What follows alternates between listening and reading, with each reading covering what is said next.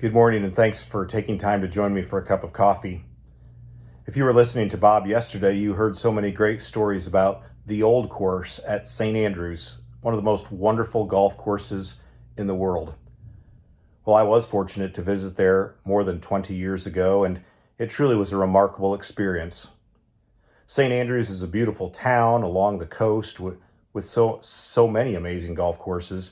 But to stand there on the first tee at the old course was truly a once-in-a-lifetime opportunity. It's been fun to watch the British Open and so many other tournaments there through the years. And if you visit my office, you'll see that I have a map of the old course behind my desk. It's been there more than 15 years and reminds me of so many great memories there. But one of the people I've enjoyed watching play golf in the British Open and there at St. Andrews through the years is Tom Watson. Many of you know that my wife Stephanie grew up in Kansas City. Well, Tom Watson is from Kansas City, and so we've enjoyed going to see him at Oak Tree National and watching him play at so many tournaments through the years. Well, Tom Watson has a wonderful history with the British Open. In fact, he won it 5 times, but never at St. Andrews. Tom Watson won the British Open in 1975 and 77, in 1980 and 1982, 1983, and then in 1984, Tom Watson would come back to St. Andrews, a place he'd never won before, to try and win his 6th British Open and to tie the record of Harry Vardon, who had won it 6 times. As he came into 1984, Tom Watson was playing well. Through the first and the second and the third round, the first 9 holes there on Sunday at the old course, Tom was playing great. He was tied or close to being tied for the lead throughout the tournament. But the back 9 that Sunday in 1984 would be an epic battle with Seve Ballesteros. They would go back and forth, Seve 1 hole ahead of Tom. And then Tom would come to the 17th hole. The 17th hole at the old course at St. Andrews is known as the road hole. Bruce Sorley, one of the caddies there at the course, calls it the hardest hole in the world. It's a dogleg to the right.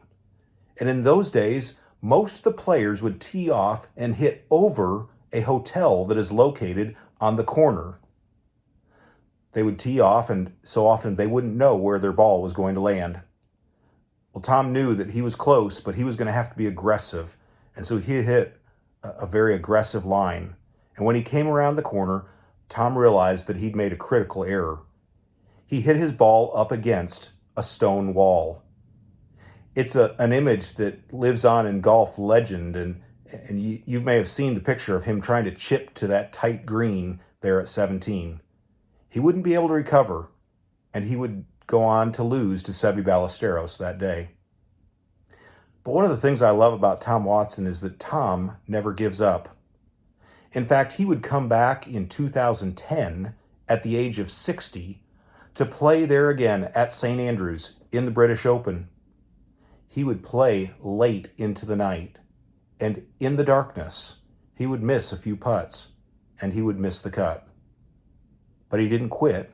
He came back in 2015 at the age of 65, and that year he would go up against the brutal weather that Bob described yesterday, the howling wind, the cold, the rain, and once again he would come up short. But Tom Watson never quit trying. Here at St. Luke's, that's one of our values. It's something we talk about on a regular basis with our staff and our volunteers. We often say, you'll never get in trouble for failing, but we'll be disappointed if you don't try something new. Our value is that we always want to be finding new ways to share Christ, to grow in faith, and to serve the community. Sometimes we're incredibly successful, other times not so much. But we know that we've constantly got to try doing new things, new ways to share God's love and bring hope to the world.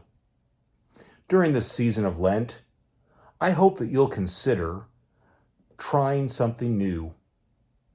No matter what circumstances are happening in your life right now, whether you're facing an incredible challenge or you have a wonderful opportunity, whether there are relationships that are difficult or relationships that are wonderful. Regardless of the circumstances that may be happening around you, I hope that you'll be committed to trying, to keeping on with whatever it is that you're endeavoring to do, to not give up. During the season of Lent, we discover the story of Jesus once again as he moved through so many difficult things and ultimately went to the cross, and then on Easter Sunday was resurrected and rose again. It reminds me that God wants to walk alongside of us in the good times and the hard times, and that we are not alone as we keep trying to do something new. So I pray that God will give you the strength to keep trying today. Have a great day.